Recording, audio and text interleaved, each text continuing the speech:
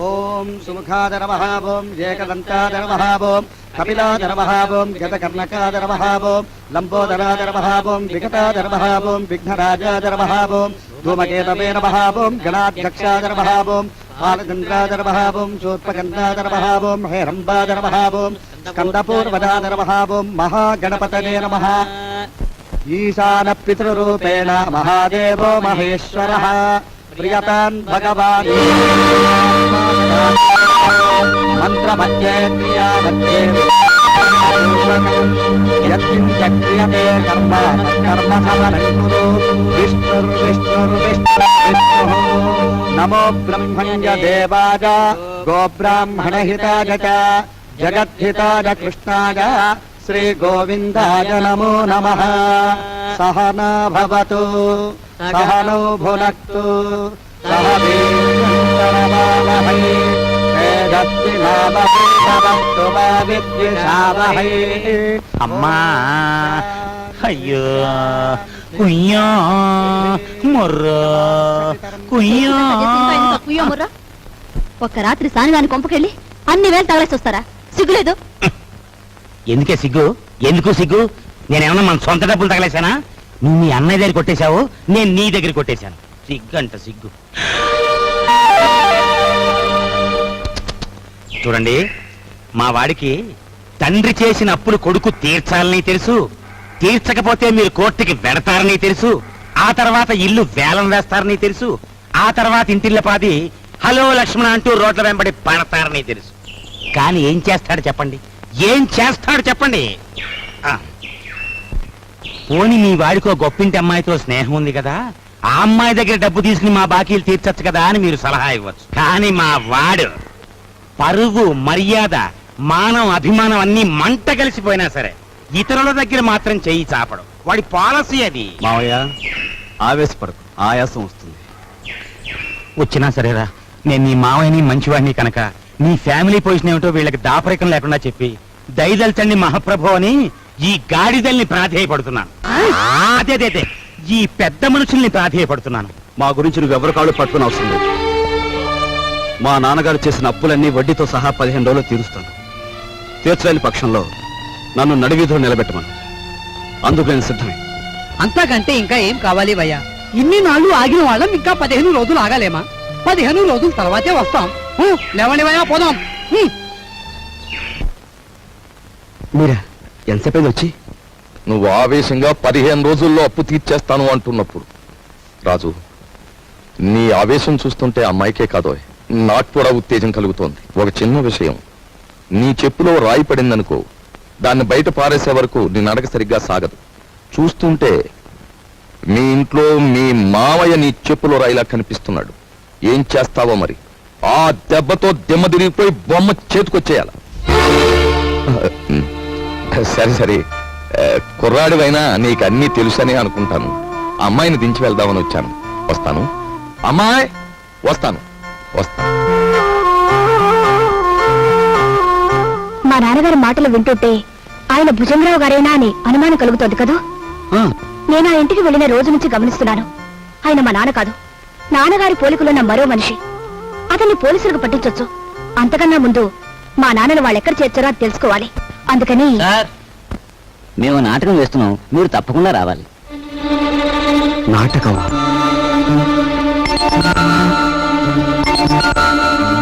మీరెందుకు వచ్చారు? ఎవరు రమ్మన్నారు? నా జ్ఞాపక శక్తినే పరీక్ష చేస్తున్నారా?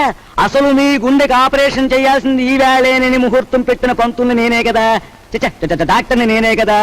తప్పదు, రావాలి. కమాన్. తప్పదా? తప్పదు. వాడి ఆస్తి ఐశ్వర్యం గురించి తెలుసుకున్నాం గాని వాడి జబ్బుల గురించి తెలుసుకోలేదు. పంప మునిగిందరా దేవుడా. నిన్ను బంధించడం వల్ల నీ ఫ్యామిలీకి, నీ ఆఫీస్కి నా సొంత సొమ్ము మదుపు పెట్టి, ఇదిగో చూడు, ప్లాట్ఫామ్ మీద అడుక్కునే వాళ్ళ అయిపోయాను. పోనీ ఓ పని చేస్తావేటి? చూడు, ఇదిగో ఈ ప్యాలెస్, ఈ డెన్ ఓ 10,000 కొనేసుకో. నా చెల్లెలు పెళ్లి చేసుకుంటా. నేను కొన్ను. ఒప్పుకోవయ్యా బాబు. నేను కొనను. ఓరు రే, ఆయన కట్టుకుని కలిసారా?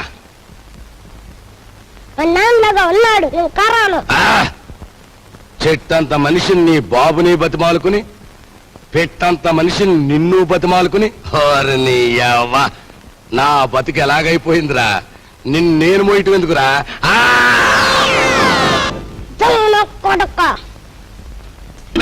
ఆ! అమ్మ కొంటున్నా కొడుక, నన్నే కలిసేస్తావరా?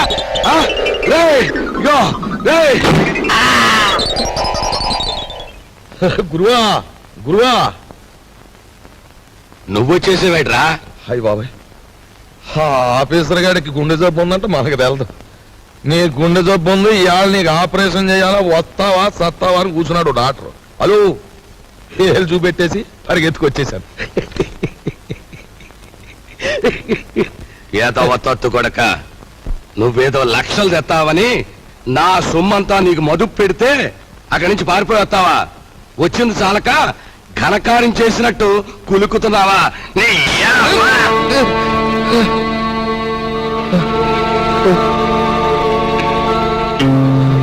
ఆ? ఆ? ఒరేయ్!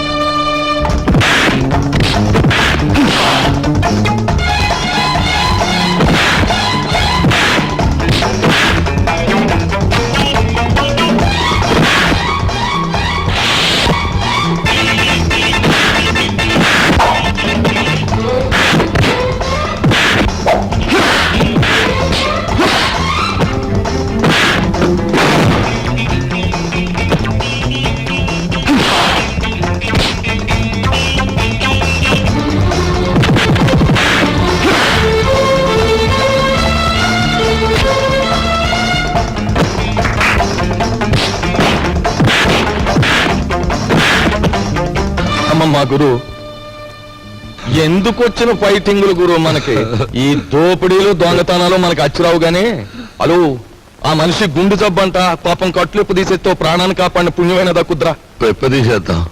మరి నా చెల్లెలి పెళ్ళి చేసేద్దాం. ఆ. రా అయ్యా, తమరు మమ్మల్ని అర్జెంటుగా క్షమించేసి వెంటనే హాస్పిటల్కి వెళ్ళి గుండె ఆపరేషన్ చేయించుకోకపోతే ప్రాణాలు పోతాయి. నాకే జబ్బు లేదయ్యా, ఐఎమ్ ఆల్ రైట్. బాబు, మీ డబ్బు అప్పన్నంగా కాజేద్దామని మిమ్మల్ని బంధించాం గాని మీ ప్రాణాలు తీయడానికి మేము కషాయోళం కాదు బాబు. మాకు పిల్ల పాప ఉన్నారు. వృత్తిరీత్యా మీరెవరైనప్పటికీ మీలో గొప్ప మానవత్వాన్ని చూస్తున్నాను.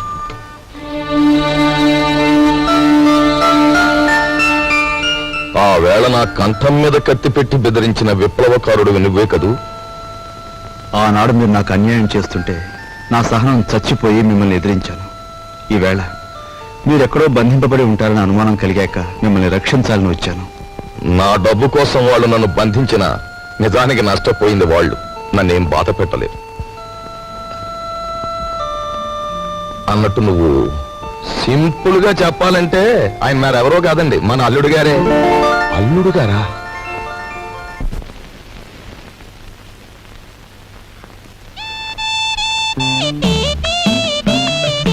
అరే, మీ నాన్నగారు పోయాక నువ్వు మీసం ఉన్న మగాడివైపోయావే.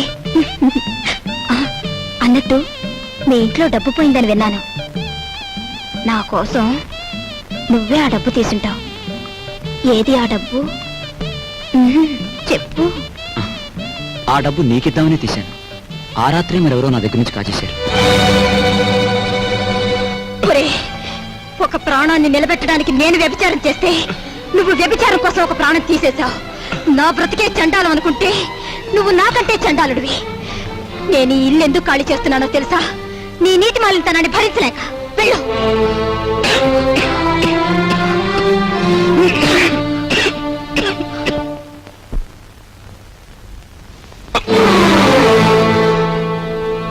ఎక్కడికి వెళ్ళావు? చెప్పు. ఏమిట్రా నువ్వు చేసిన పని? చెప్పు, ఎక్కడికి వెళ్ళి వస్తున్నావు? చెప్పు. రాస్కెల్, ఏమిట్రా నువ్వు చేసిన పని?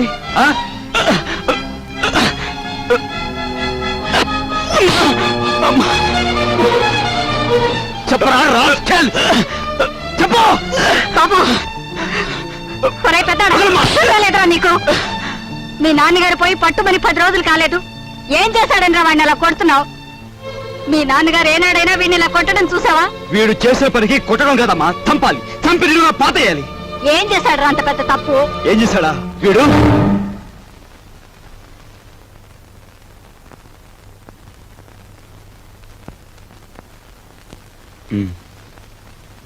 బాబు,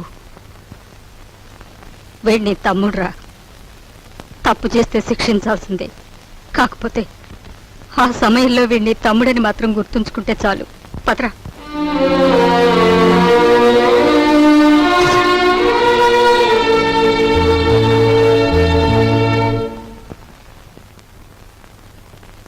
వాడెందుకు కుట్టాడో తెలుసమ్మా? చెప్పు. పక్కన కాబోయే పెళ్ళం ఉంది కదా, ఆవిడ ముందు గొప్పలు చూపించుకోవడానికి. ఒరే కృష్ణ, నువ్వు చిన్న కొడుకువైతే నీకంటే ముందు పుట్టిన పెద్ద కొడుకురా వాడు. నీకంటే ముందు నుంచే చూస్తున్నాను. వాడెప్పుడూ తప్పు చేయడు. వాడితో ఉన్న ఆ పిల్ల వాడంత గొప్పదని నా అభిప్రాయం. ఏం జరిగిందో తెలుసా అని వాడు నిన్ను చూసి ఉనికిపోయినప్పుడు నీ గురించి ఏ దుర్వార్త వినవలసి వస్తుందో అని భయపడ్డాను. ఏం జరిగిందని అడగటానికి కూడా ధైర్యం చాలకు వచ్చేశానురా.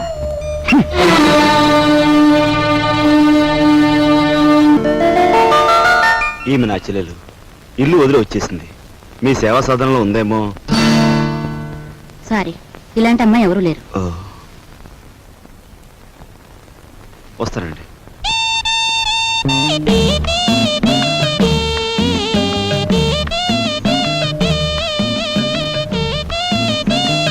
ఇలా రా. వస్తున్నా. నీ చూపులోని ఆకలి నాకు అర్థమైంది. నీకేది కావాలన్నా నేను ఉపయోగపడతాను, అలాగే నాకేది కావాలన్నా నువ్వు ఉపయోగపడాలి. ఇక్కడ ఫ్రెండ్షిప్ కి అది కండిషన్. ఓకే? ఓకే. రాజు, నువ్వేవి అనుకోనంటే ఈ డబ్బుతో నీ అప్పులన్నీ తీరిస్తే ఎలా ఉంటుంది? స్నేహితురాలుగా నేనేం చేయాలో, ఏం చేయగలను నాకేం అర్థం కావటం లేదు. నీ అభిమానం, ఆత్మబలం అండగా ఉంటే నాకు అంతే చాలు. పద. మంచి తరుణం మించిపోవును, ఆలసించిన ఆశాభంగం. 8 రోజులు సైకిల్ తొక్కిన వారికి 8,000 రూపాయలు బహుమానం. 8 days 8,000. 8 రోజులు సైకిల్ తొక్కిన వారికి 8,000 రూపాయలు బహుమానం.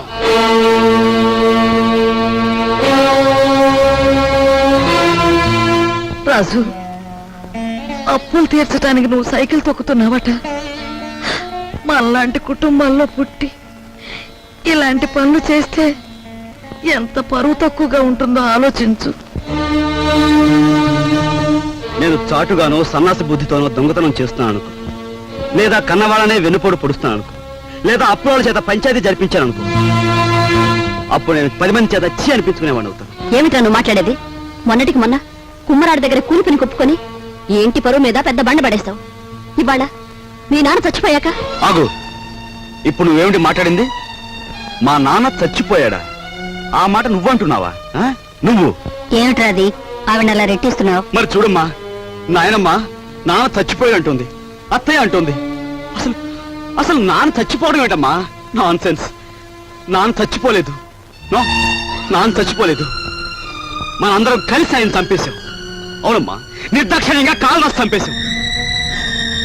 కొండంత మనిషిని చాదస్సుతో కొందరు, స్వార్థంతో కొందరు, ఇలా అందరం కలిసి ఆయన చంపేశాం. ఏ చంపలేదా? ఒక్కసారి మీరందరూ గుండెల మీద చేతులు వేసుకుని ఆలోచించండి. ఆయన జీతం నెలకు 500 రూపాయలు, కేవలం 500 రూపాయలు. తాహతకు మించిన కోరికలు కోరి మనందరం కలిసి ఆయన చంపేశాం. He was successfully murdered by all his family members. నోరుంది కదా అని తప్పులు పడుతున్నారా? నేను చేస్తున్న ఈ పనిలో ఓ పవిత్రమైన ఆశయం ఉందే తప్ప ఇదేం పరువు పోయే పని కాదని నాకు బాగా తెలుసు. మీరు ఒప్పుకున్నా ఒప్పుకోకపోయినా ఈ పని నేను చేసే తీరుతాను.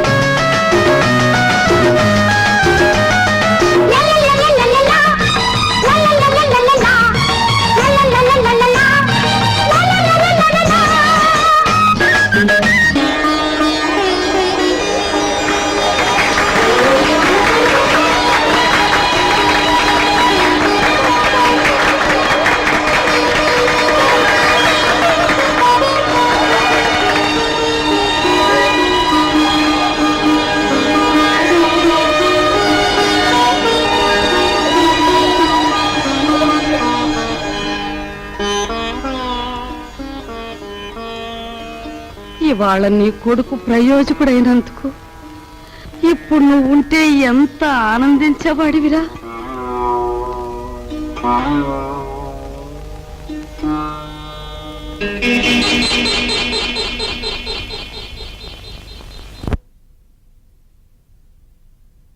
రాజుగాడి గదిలో దూరి డబ్బు కాజేద్దామంటే వాడు పడుకున్నాడో లేదో తెలిసి చావట్లేదు. పడుకున్నాడని దగ్గరికి వెళ్ళామనుకో వాడు బాంబుల పేర్లా పేల్తాడు. అసలు ఈ గొడవంతా దేనికి? నువ్వు మీ ముసల్దాన్ దగ్గరికి వెళ్ళి కుక్క పెట్టి ఒక ఏడు పేడు ఆవిడే కాచేసుకొచ్చి మనకిస్తుంది.